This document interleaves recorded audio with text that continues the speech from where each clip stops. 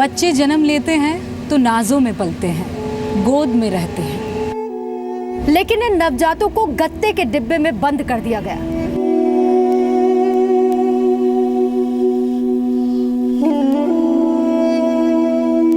बच्चे जन्म लेते हैं तो मुलायम कपड़े में लपेट कर रखे जाते हैं, लेकिन इन नवजातों को कागज के डिब्बों में छुपा दिया गया।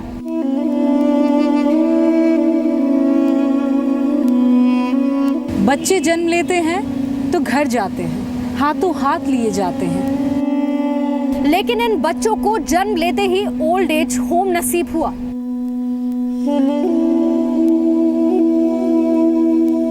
बच्चे जन्म लेते हैं तो पालने में रहते हैं, माँ की गोद मिलती है। इन नवजात बच्चों को मिला बिस्किट का कार्टन, अंधेरा कमरा।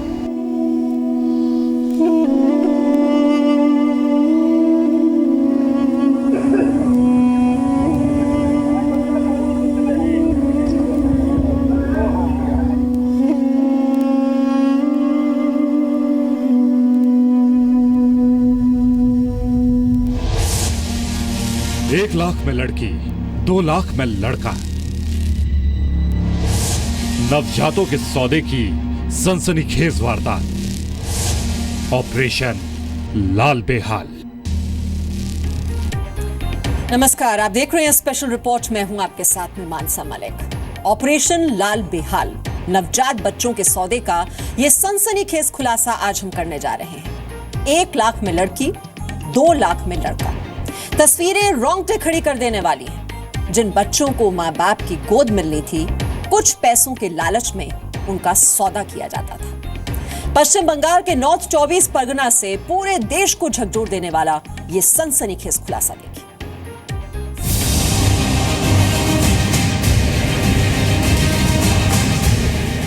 ये हैवानियत की हद है। ये बच्चों से बर्बरता है। यहां लग रही है मासूमों की मंडी।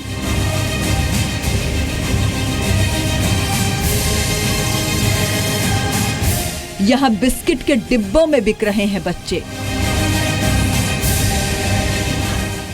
रुई में लिपटे और बिस्किट के डिब्बे में बंद इन 2 मासूमों का ये हाल देखकर किसका कलेजा न फट जाए।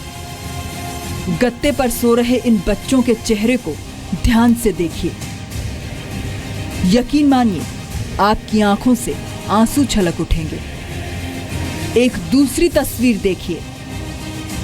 फटा पुराना बिस्तर और इन पर सो रहे ये बच्चे।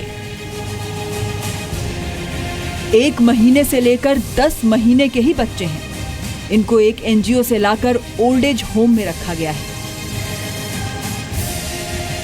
इन मासूमों में से ज्यादातर ने कुछ दिन पहले ही इस दुनिया में कदम रखा है, लेकिन चंद लालची लोगों ने इन मासूमों का सौदा कर रखा था।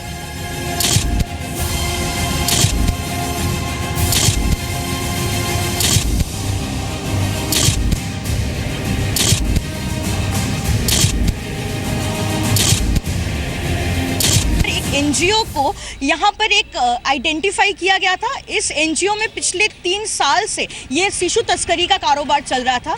ये कारोबार सिर्फ पश्चिम बंगाल तक ही सीमित नहीं था, अन्य शहर जैसे दिल्ली, मुंबई में भी बच्चों को बेचा जाता था।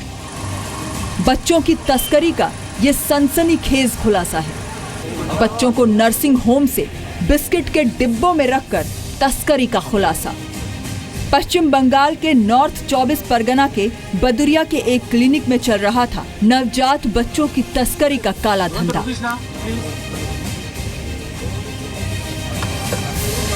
इन बच्चों में से कोई 3 दिन का है, कोई 5 दिन का, तो कोई 6 दिन का।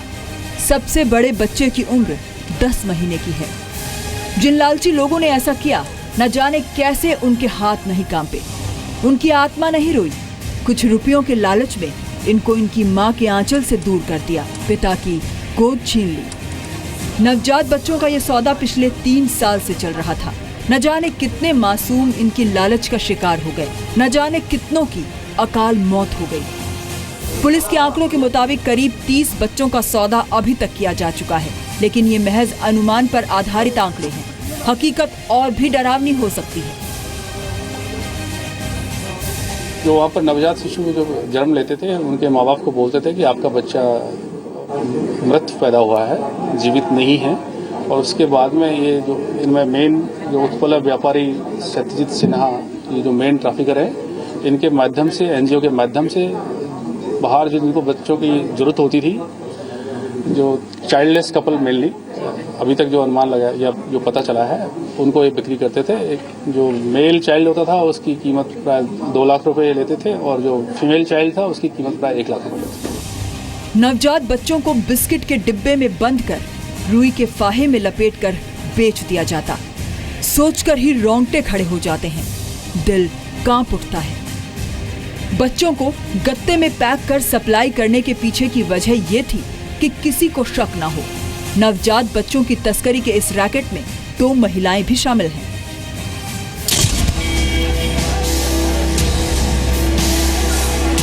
ये महिलाएं भी किसी न किसी बच्चे की मां होंगी, लेकिन शायद इनकी ममता मर चुकी है।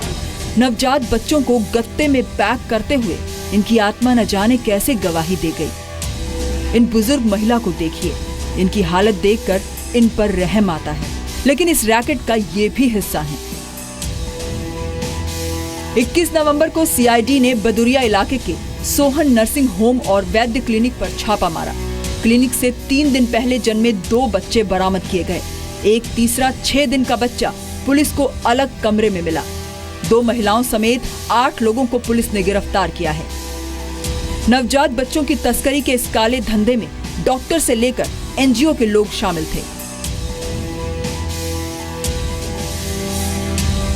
नर्सिंग होम और पॉलीक्लिनिक में जो बच्चे पैदा होते थे, उनके माँ बाप को ये बताया जाता कि बच्चा जिंदा पैदा नहीं हुआ था।